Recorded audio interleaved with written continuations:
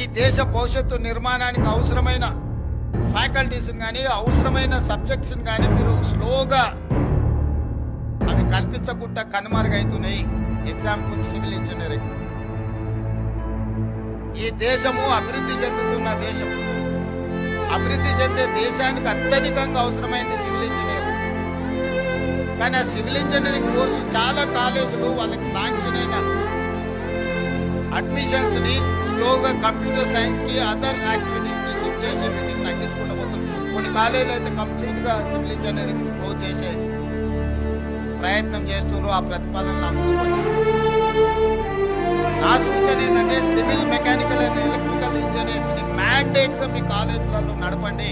లేకపోతే రేపు దేశము అత్యంత ప్రమాదాన్ని ఎదుర్కోబోతుంది. కేవలం ఉద్యోగాలను